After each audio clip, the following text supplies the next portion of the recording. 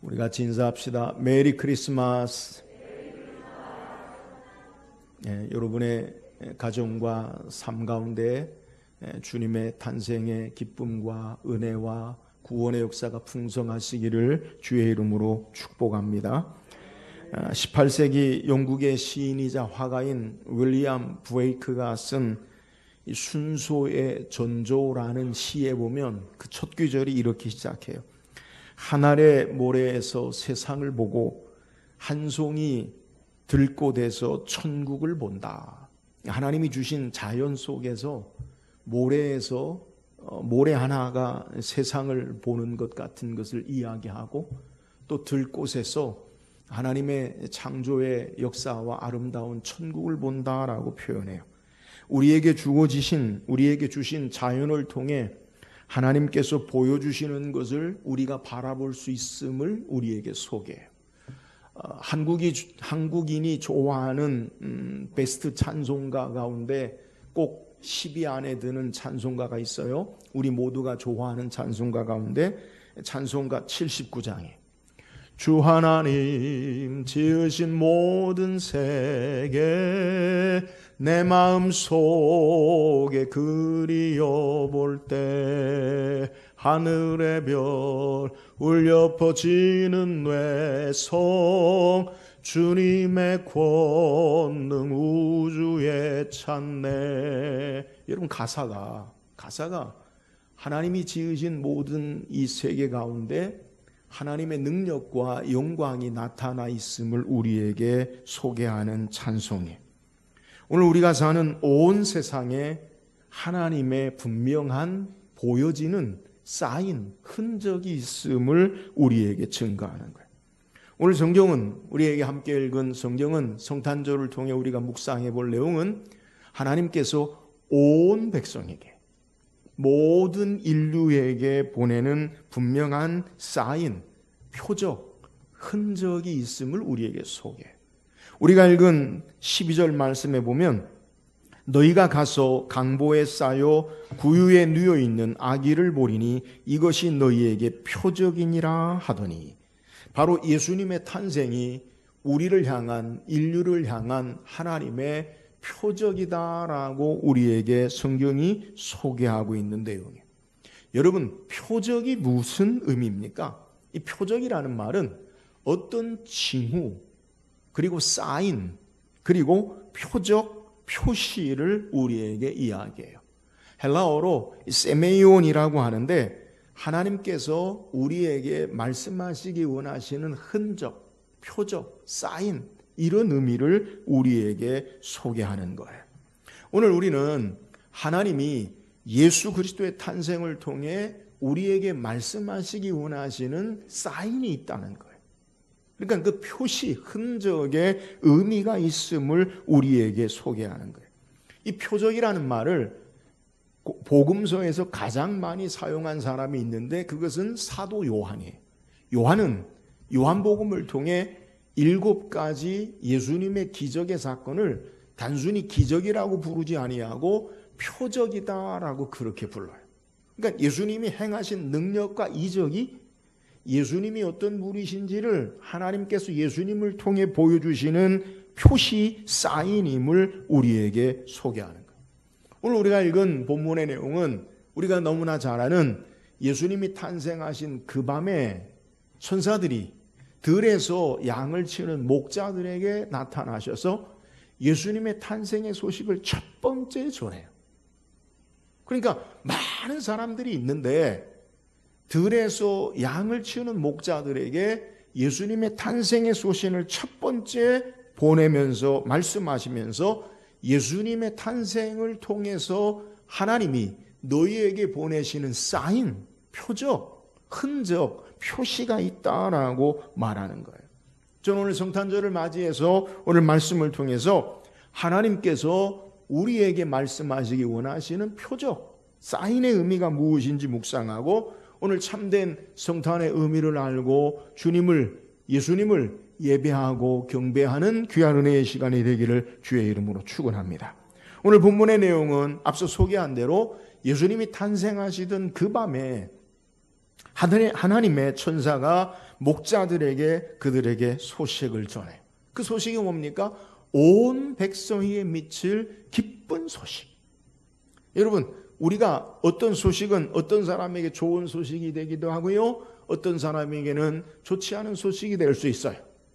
우리가 지금 고3 그리고 대입시 시험에 입시 전형을 끝낸 사람도 있고 끝내지 않은 사람도 있는데, 우리 자녀들 중에 어떤 아이에게 어느 좋은 대학에 합격, 그러면 그 아이에게는 좋은 소식. 근데 그 학교에 다르게 원서를 내고 지원한 아이들 중에서 합격하지 못한 사람들에게는 그 좋은 소식이 될 수 없어요. 우리가 사는 인간의 모든 삶의 세상에 되어진 일을 보면 모두가 양면성이 있어요. 흙이 있고 그리고 암이 있어요. 밝은 게 있고요, 어두운 면이 있어요. 그런데 예수님의 탄생의 소식은요, 모두에게, 온 백성에게 미칠 기쁨의 소식이다라고 우리에게 소개해요. 그 기쁨의 소식이 뭐냐? 그것은 우리의 구주 되시는 아기 예수의 탄생인데, 강보에 쌓여 구유에 누워있는 아기가 바로 하나님께서 온 백성에게 미칠 기쁨의 소식의 표적으로 우리에게 말씀하는 거예요.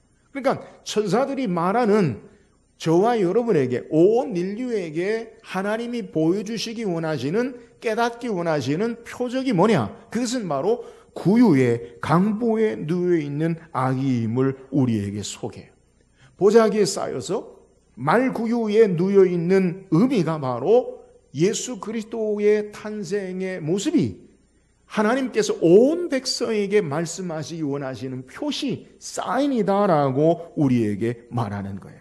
오늘 천사가 말하는 표적의 메시지가 무엇인가? 오늘 성탄절을 통해 예수님께서 보자기에, 말구유에 누워있는 이 소식을 전해드린 목자, 이것을 통해서 하나님이 오늘 우리에게 말하기 원하시는, 하나님이 우리에게 보여주시기 원하시는 사인의 의미가 무엇인지 묵상하고 주님을 참되게 예배하기를 주의 이름으로 축원합니다. 그렇다면 하나님께서 오늘 아기 예수의 탄생을 목자들에게 전한 소식을 통해 말씀하시기 원하시는 표시, 표적, 사인의 의미가 무엇입니까? 오늘 본문 8절 9절을 다시 한번 읽어봅시다. 8절 9절입니다. 시작.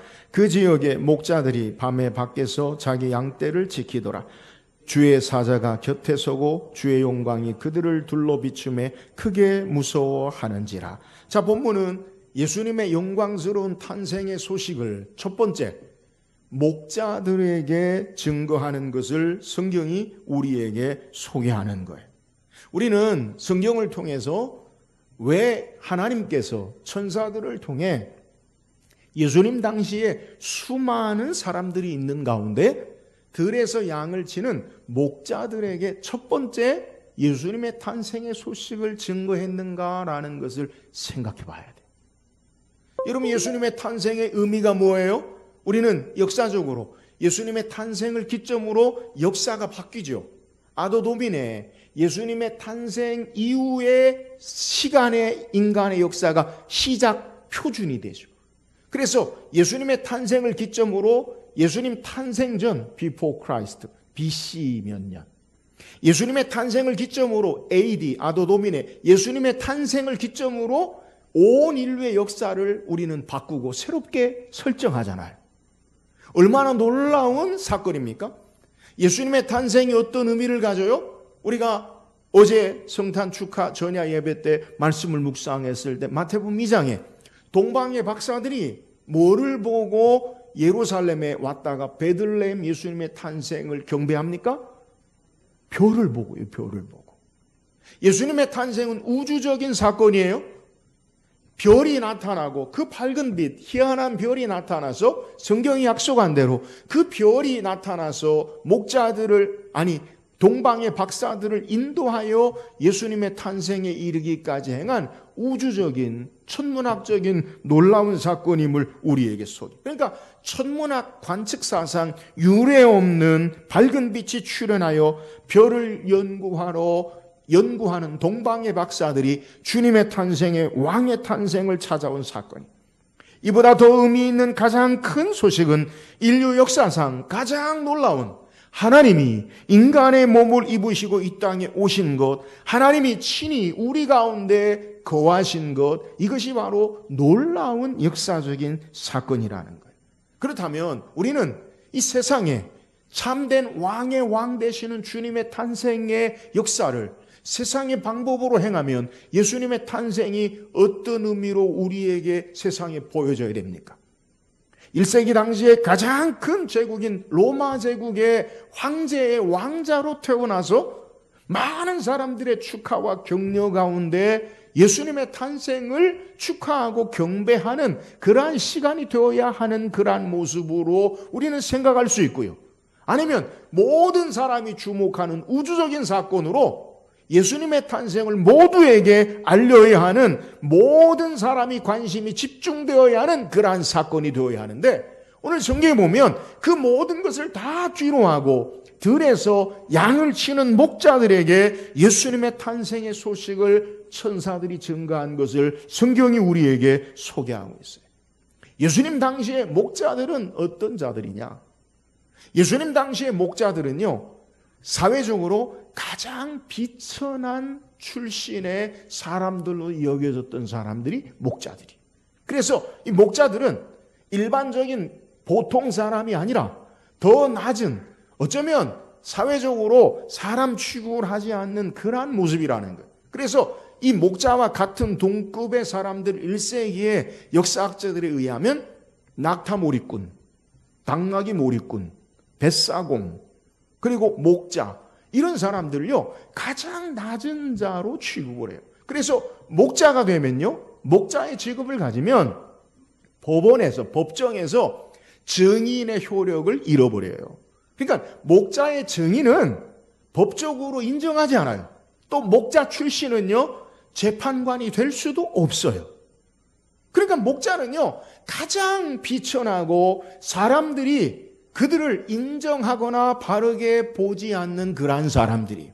그래서 예수님께서 사꾼 목자에 대해서 비유를 말씀하시는데, 이 목자들은 대부분 자기 양을 기르는 것이 아니라 모든 양들은 예루살렘의 제사장들 그리고 고위 관리들의 양이고 그것들을 맡아서 기르는 자들이에요. 그래서 그것을 기름과 치즈와 우유와 가죽을 그들에게 공급하는데, 목자들이 대부분 이 베들레헴 근처 예루살렘에서 한 30-40km 떨어진 그곳에서 양을 치면서 때로는요 양의 숫자를 속이기도 하고, 그러면서 사람들로서 지위가 그렇게 온전치 못한 사람들이 목자라는 거예요. 여러분, 그런데 놀라운 것은 예수님의 탄생의 소식을요 가장 비천하고 낮은 자였던 목자에게 하나님께서 천사를 보내서 그들에게 알려주셨다라는 거예요. 아무도 관심 가져주지 않는 목자들에게 천사들은 먼저 축복의 큰 기쁨의 소식을 그들에게 전한 거예요. 여러분, 이유가 무엇입니까? 예수님이 이 땅에 오신 것은 세상의 나라가 통치하고 세상의 힘이 지배하고 세상의 돈이 다스리고 높아지고 권력이 있는 자들이 행하는 모든 것으로 되어지는 그 세상 나라가 아니라, 주님이 이 땅에 오시고 가지고 오신 하나님의 나라는 낮고 낮은 겸손의 사람으로 자기 희생을 통해 이 땅에 참된 하나님 나라를 가져오심을 우리에게 말하는 거예요. 여러분, 가장 낮은 자가, 가장 보잘것없는 자가 인생의 삶이 가장 영광스러운 소식을 증거하는 예수님으로 말미암아 인생이 역전되어지는, 삶의 질서가 바뀌어지는 역사를 하나님 나라의, 새 하나님 나라의 방법으로 예수님의 탄생의 소식을 증거하고 있는 것임을 우리에게 소개하는 거예요. 여러분, 오늘 우리가 살고 있는 현실 세계에 심각한 것이 뭡니까? 우리 젊은이들이 가장 어려워하고 있는 게 뭐냐? 금수저, 은수저, 흙수저. 사회 계층 간에 도무지 넘을 수 없는 것들을, 그리고 절망하고 비탄하고, 그래서 5포, 7포 삶을 포기하고, 이것이 현실의 세계. 여러분, 그러나 기억하십시오. 예수님의 탄생은 가장 낮고 비천한 자들을 통해서, 영광의 소식을 통해 예수 그리스도로 말미암아 참된 하나님 나라의 가장 존귀한 능력의 구원의 역사로 바꾸시는 주님의 탄생의 의미가 있음을 믿으시기를 주의 이름으로 축원합니다. 예수님과 더불어 이 땅에 주께서 가지고 오신 나라는 적자생존, 약육강식, 힘이 지배하는 나라가 아니라 자기를 겸손하게 희생하고 낮아지심으로, 사랑으로, 봉사함으로 참된 하나님의 나라를 이 땅에 가지고 오신 쌓인 표적, 그것이 새 나라, 새 질서, 하나님 나라의 오심을 우리에게 증거하고 있다라는 거예요. 우리는 세상에 올라가고 성공하고 높아지고 잘 되어지는 것을 추구하는 삶이 우리가 가르치는, 세상이 가르치는 삶의 모습이에요. 그러나 성경이, 주님이 가지고 오신 나라는 겸손하게 섬김과 사랑으로 자기 희생을 통해 참된 하나님의 나라, 영광의 나라를 이루는 것을 우리에게 소개하는 거예요.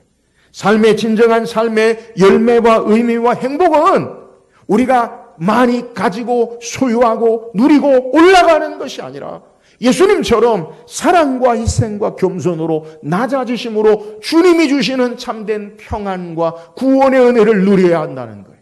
오늘 예수님께서 이 땅에 가장 낮은 자리에 가장 낮은 자들에게 예수님의 탄생의 소식을 전하는 이유가 바로 어떤 모습이냐? 세상 나라가 아니라 하나님 나라, 새 시대가 돌아옴을 우리에게 소개하는 거예요.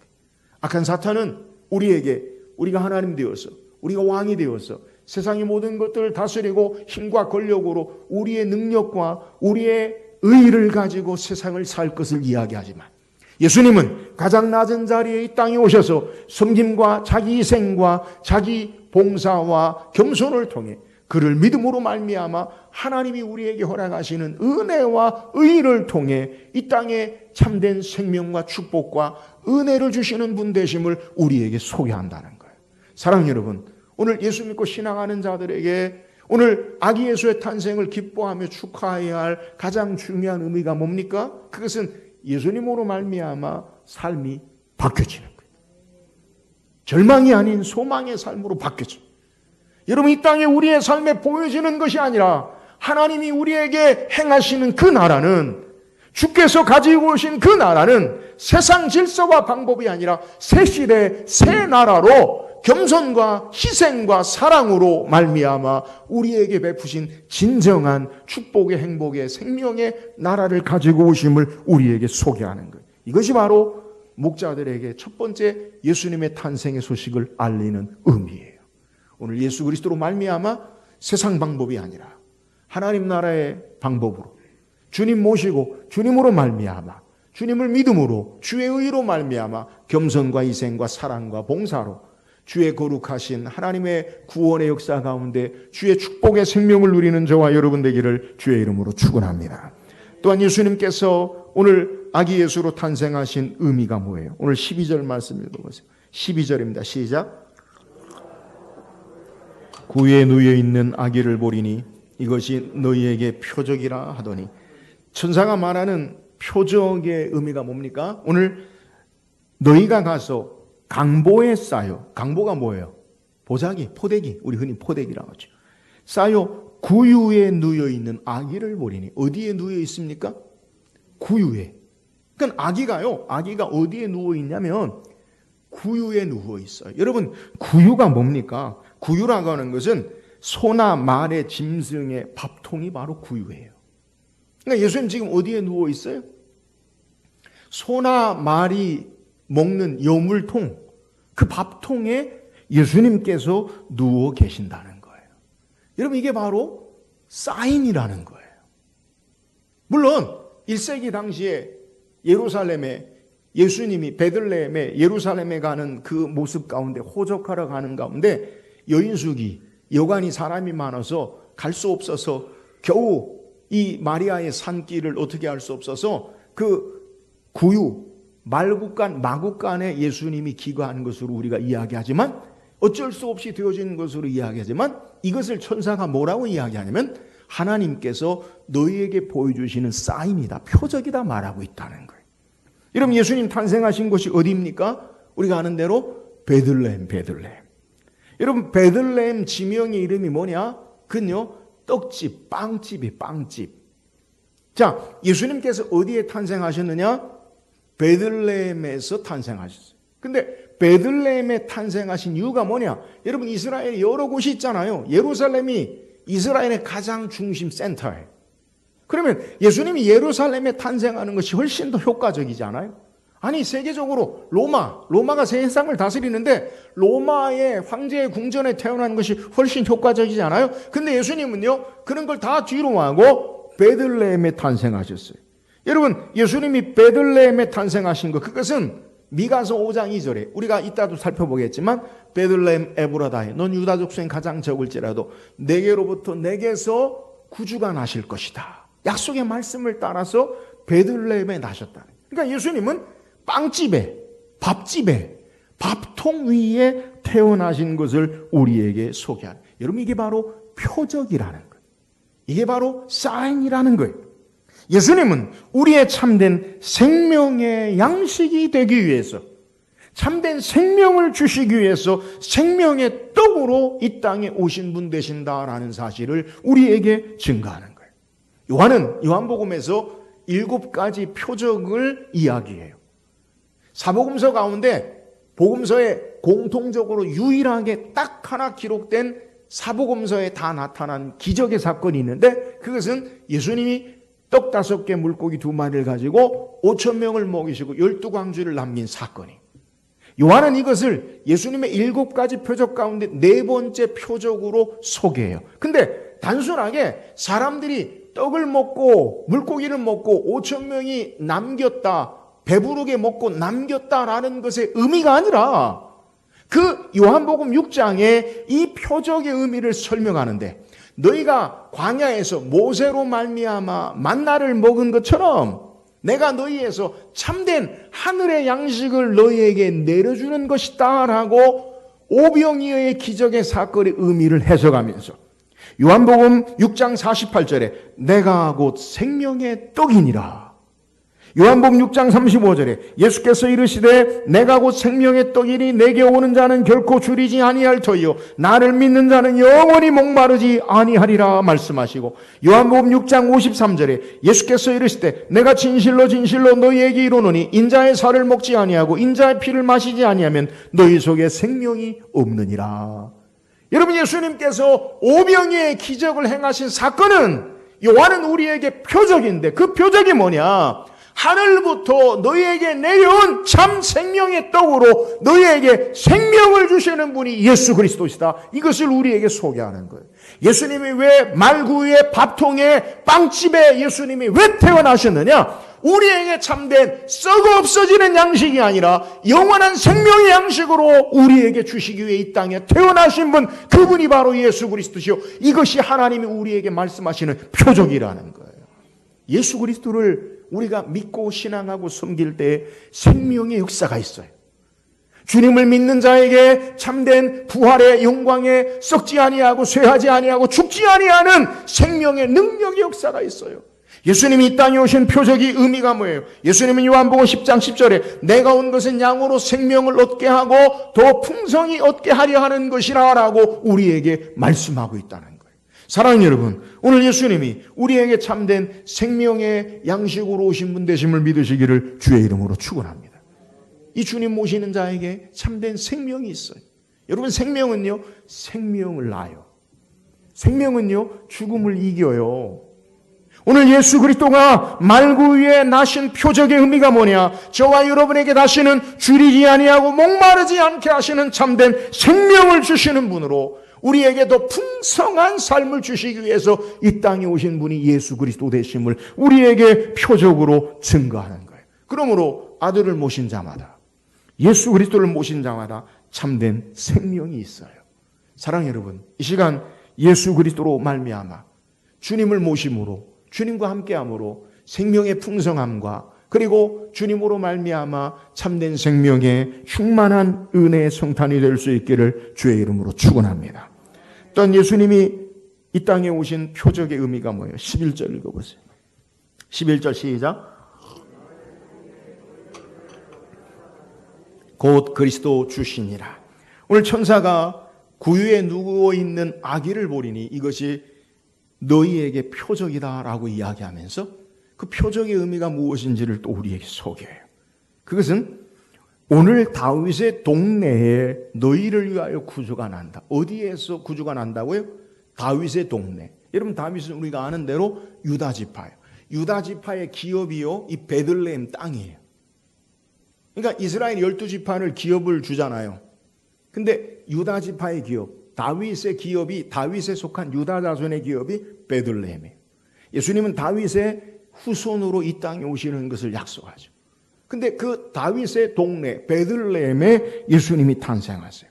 이 베들레헴에 탄생하신 의미가 뭐냐? 미가서 5장 2절에 구약성경 미가 선지자가 우리에게 소개할 때 베들레헴 메브라다야 너는 유다족 속에 작을지라도 이스라엘을 다스릴 자가 내게서 내게로 나올 것이라 그의 근본은 상고의 영원에 있느니라. 베들레헴 다윗의 동네에 하나님의 백성을 다스릴 왕이 탄생하는데 그의 근본은 그는 어디서부터 왔느냐? 하나님께서 세상을 만들기 전에 상고에, 그리고 땅이 세상이 만들어지기 전에 근본은 영원에 있다. 영원히 계신 분이 이 땅에 나오신다라고 말하고 있는 거예요. 다시 말하면 예수님의 탄생은 베들레헴 다윗의 동네에 다스릴 자 왕이 탄생하시는데 그 왕은 어떤 왕이냐? 세상을 만들기 전부터 계신 왕이요 영원한 왕으로 너희에게 임한다라고 말씀하는 거예요. 오늘 예수님이 누구십니까? 말구유에 베들레헴에 나신 그분이 누구십니까? 오늘 성경에 다윗의 동네 너희를 위해 구주가 나셨으니. 구주. 여러분, 구주가 뭐예요? 구주라는 말은요, 우리가 말하는 구세주, 구원의 주. 근데 성경에, 구약에 구주라고 표현되는 분이 누구냐? 하나님밖에 없어요. 예수님이 누구시냐? 이 땅에 하나님으로 우리의 구세주로 오신 분 되신다라는 사실을 우리에게 소개해요. 사랑하는 여러분, 예수님이 이 땅에 왜 오셨어요? 우리를 죄악 가운데, 사망의 진노 가운데, 우리의 삶의 모든 억압과 우리의 삶의 어려움 가운데 우리를 구원하시기에 구주로 오신 분 되심을 믿으시기를 주의 이름으로 축원합니다. 베들레헴 에브라다야 너는 유다족 속에 가장 작을지라도. 오늘날 다윗의 동네에 누가 나시느냐? 예수님의 탄생의 모습은 저와 여러분의 구주로 탄생하신 분이라는, 예수님이 나의 구주가 되세요. 사랑하는 여러분, 오늘 우리의 모든 삶 가운데 하나님이, 예수님이 참된 구주 되심을 믿으시고 이 주님의 은혜 앞에 사는 저와 여러분 되기를 주의 이름으로 축원합니다. 예수님은 하나님이세요. 그의 근본은 상고의 영원에 있느니라. 예수님 누구시라고요? 우리의 구주 되시고요, 하나님이시라고요. 그래서 요한은 이 예수님에 대해서 우리에게 소개할 때 요한복음 1장 1절에 태초에 말씀이 계시니라. 이 말씀이 하나님과 함께 계셨으니 이 말씀은 곧 하나님이시니라. 태초에 말씀이 있었다는 거예요. 이 말씀은 하나님이라는 거예요. 그리고 요한복음 1장 14절에 말씀이 육신이 되어 우리 가운데 거하심에 우리가 그 영광을 보니 아버지의 독생자의 영광이요 은혜와 진리가 충만하더라. 말씀이 몸을 입었어요. 인간의 몸을 입고 이 땅에 오신 분, 그분이 바로 예수 그리스도라는 거예요. 사랑하는 여러분, 오늘 베들레헴 동네 말구유에 탄생하신 분이 누구시냐? 그 표적의 의미가 뭐냐? 예수님이 바로 우리의 구주로 오신 분이요, 예수님이 바로 하나님 되심을 믿으시기를 주의 이름으로 축원합니다. 예수님은 하나님이세요. 우리의 구주로 오신 분이에요. 그래서 우리가 기뻐해요. 여러분, 우리의 사망의 진노와 절망과 죽음 가운데 주님이 우리를 구원하러 오셨어요. 우리의 압박과 두려움과 삶의 문제 가운데 주께서 우리를 구주로, 구세주로 구원하시기에 오셨어요. 사랑하는 여러분, 오늘 이 주님 모시고 신앙하는 자에게 참된 구원의 은혜가 임하는 줄 믿으시기를 주의 이름으로 축원합니다.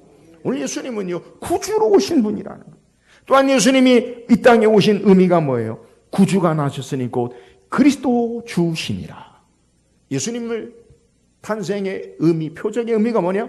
그는 그리스도시다. 여러분, 그리스도의 의미가 뭐예요? 우린 그리스도라는 말을 너무 많이 들었어요.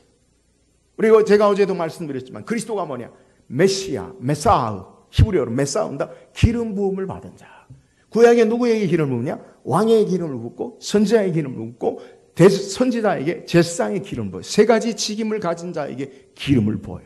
그런데 1세기의 그리스도는 선지자나 제사장을 말하는 게 아니에요. 마태복음 2장 1절에 동방의 박사들이 유대인으로 왕으로 나시니가 어디 있느냐 헤롯에게 물어요. 그러니까 헤롯이 서기관들과 대제사장들을 모아놓고 뭐라고 이야기하느냐? 그리스도가 어디서 나시느냐 너희가 알아봐라 그렇게 이야기. 그러니까 1절에 동방의 박사들이 이스라엘의 왕이 어디 계시뇨? 왕이 어디에 탄생하시뇨? 질문하는데 헤롯에게. 헤롯이 그것을 해답을 주는데 대제사장과 서기관들에게 모아놓고 뭐라고 이야기하면 야 왕이 어디 태어나시는가 알아보라 말하지 아니하고 그리스도가 어디에 탄생하시냐 알아보라 이야기한다는 거예요. 그러면 왕이라는 개념은 그리스도라는 거예요. 여러분 오늘 예수님의 탄생의 의미가 뭐예요? 오늘 그리스도 우리의 왕으로 오신 분 되심을 믿으시기를 주의 이름으로 축원합니다. 우리를 다스리세요. 그의 능력과 통치의 권세로 우리의 삶을 주관하세요. 여러분 주님이 우리를 다스린다는 것은 악한 사탄의 권세가 우리를 해하지 못한다는 거. 할렐루야. 주님이 나를 통치하시고 다스리면 사탄의 흑암의 어두운 권세가 우리를 다스리지 못해요. 주께서 우리를 승리하는 자로 세우시고 주의 다스림 가운데 있다라는 사실을 우리에게 소개하는 거예요. 여러분 우리에게 말씀하시는 오늘 하나님이 천사들을 통해 말씀하시는 예수님의 탄생의 표적의 의미가 뭐예요? 주께서 우리의 왕으로 우리를 통치하시고 보호하신다. 그러므로 사망의 권세가 우리를 해하지 못해요. 악한 마귀가 우리를 이기지 못해요. 주께서 우리를 보호하시고 붙잡으시고 함께 하시는 것, 그것이 바로 왕의 탄생, 주님의 탄생의 의미라는 거예요. 사랑하는 여러분, 이 주님 모시고 주님이 우리의 왕 되심을 고백함으로 악한 사탄의 권세와 어둠의 권세에 승리하는 자로 신앙하는 저와 여러분 되기를 주의 이름으로 축원합니다. 오늘 성경 우리에게 천사가 전해준 하나님이 우리에게 보내는 표식, 사인의 의미를 우리에게 소개. 예수님의 탄생이 우리에게 하나님이 보내는 우리에게 말씀하기 원하시는 분명한 사인이라는 거예요. 여러분 그 표시의 의미가 뭐예요? 새 시대에 하나님 나라가 이 땅에 도래함을 소개해요. 악한 사탄이 주장하는 세상 나라로 말미암아 되어지는 게 아니라 새 질서, 낮은 자요, 약한 자요, 겸손한 자들을 돌보시고 가난한 자와 고아를 돌보시고 이 땅의 사랑과 섬김과 봉사와 희생으로 하나님의 나라를 가지고 오신 우리의 의가 아니라 주님을 믿음으로 말미암아 그 의가 되어지는 새 나라를 가지고 오시는 것, 이것이 바로 주님의 탄생의 표시예요. 오늘 성경이 우리에게 말하는 주께서 탄생하신 표시의 의미가 뭡니까? 예수님은 우리의 참된 생명의 떡으로 오신, 생명을 주시러 오신 분 되심을 우리에게 말씀하는 것. 오늘 천사가 전해준 예수님이 우리에게 탄생하신 표시의 의미가 뭐예요? 예수님은 약속한 대로 우리의 참된 구주가 되시는 하나님 되시고 예수님 우리의 왕 되시고 우리를 보호하시는 참된 왕 되시는 분 되심을 우리에게 소개해요. 이 주님의 탄생을 기뻐하고 이 주님 모시고 주의 구원과 은혜와 생명의 풍성한 축복의 역사, 하나님의 은혜의 역사가 풍성하기를 주의 이름으로 축원합니다.